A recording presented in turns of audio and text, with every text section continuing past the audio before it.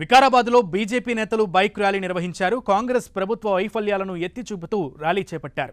Chevella MP కొండా విశ్వేశ్వర్రెడ్డి, జిల్లా అధ్యక్షుడు మాధవరెడ్డి జెండా ఊపి ర్యాలీని ప్రారంభించారు. మోమీన్పేట్, మర్పల్లి, బంటారం, కోటుపల్లి, దారూరు మండలాల్లో ర్యాలీ కొనసాగింది. కాంగ్రెస్ ప్రభుత్వం ఇచ్చిన హామీలను అమలు చేయకుండా ప్రజలను పక్కదారి పట్టిస్తుందని Disha committee member, Vikarabad BJP coordinator Vadla Nandu అన్నారు. హామీలు అమలు చేయకుండా సమయాన్ని వృధా చేస్తున్నారని మండిపడ్డారు. 6 గ్యారెంటీలను అమలు చేయకపోతే ప్రభుత్వంపై తిరగబడతామన్నారు నందు. గుర్తు చెప్పే విధంగా రైతులమంతా మనం అందరం కూడా ఏకం కావాలి. ఏమన్నాడు?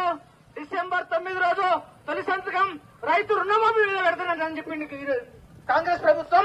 ఈ రోజు కట్టెనెక్కి రుణమాఫీ పక్కన పెట్టేసింది. రైతు భరోసా ఎక్కొట్టింది.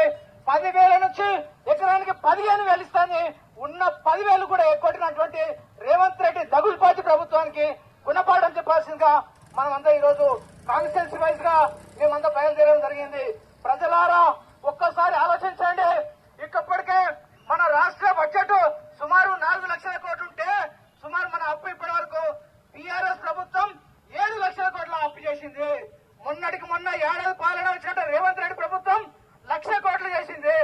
7 లక్షలు ప్లస్ 1 లక్ష 8 లక్షల కోట్ల అప్పు మన నెత్తి మీద పెట్టింది.